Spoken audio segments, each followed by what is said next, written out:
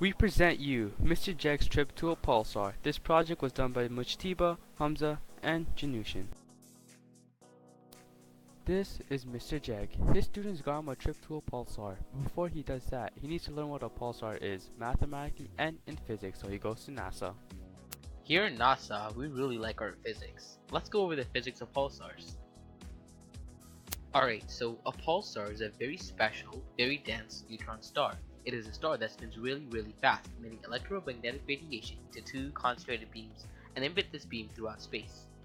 These beams are made up of many forms of energy, including electromagnetic radiation, such as X-rays.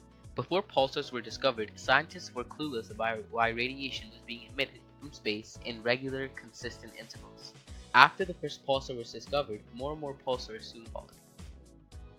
When pulsars spin, the radiation may look like pulses going on and off in a consistent pattern, kind of like a lighthouse on a stormy night. A pulsar has two specific regions of interest. The region of the beam produces the most radiation, while the region furthest away from both beams produces the least. Mr. Jag is visiting the Vela pulsar, so these values apply here. The maximum is found when a beam is directly on Earth. This is at 40 kiloelectron volts. Pulsars emit radiation all the time, and the least amount of radiation for this pulsar is 18 kiloelectron volts. The Vela pulsar also takes about 89 milliseconds to orbit once. In comparison, Earth takes almost 24 hours. As you can see, pulsars are a phenomenon, but did you notice that they emit radiation in a consistent pattern? What does that sound like, and what does that mean? So, wait. Repeated patterns on consecutive intervals? That sounds like a sinusoidal function. Actually, to explain that and more, please welcome Mr. Tyrekius. Sinusoidal, that's exactly it. The energy emitted by the pulsar can be modeled by a sinusoidal function because of the periodic behavior of the detected radiation from the... As the pulsar spins on its axis, one of the beams of electromagnetic radiation comes into view and then goes out of view, and the same happens for the other beam. This repeats itself continuously to create a sinusoidal pattern of the electromagnetic energy detected from Earth.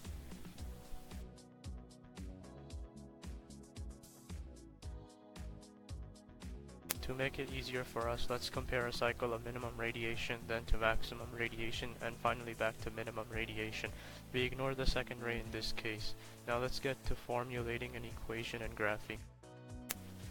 First, let's figure out the equation of axis and the amplitude. Our maximum is 40 kiloelectron volts and minimum is 18 kiloelectron volts, and by plugging into these formulas, our equation of axis becomes y equals 29 and the amplitude becomes 11 kiloelectron volts.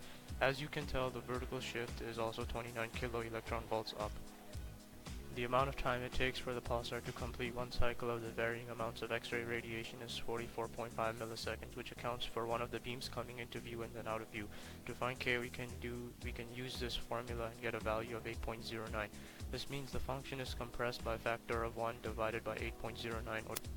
Once again, to make things easier, we can assume when time equals 0 milliseconds, the X-ray radiation of the pulsar to be at its minimum value. This means that after time is 0 milliseconds, the electromagnetic energy will rise as one of the beams is coming into view and then decrease after the beam of the pulsar comes out of view. Because it is starting at a minimum and then going to a maximum and then a minimum and so on, this means the parent function is the cosine function with a reflection across the x-axis. Because of this, we won't need to think about any horizontal shifts. By plugging in all our values, the equation of the electromagnetic energy in terms of time is y equals minus 11 cosine of 8.09x plus 29, and the graph would look something like this.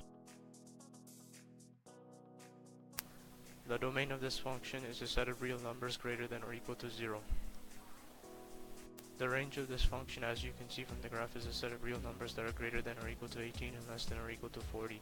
But over millions and millions of years, as the pulsar starts to decay very slowly, the amount of radiation it emits becomes smaller and smaller until it vanishes and becomes a dwarf. Created using Powtoon.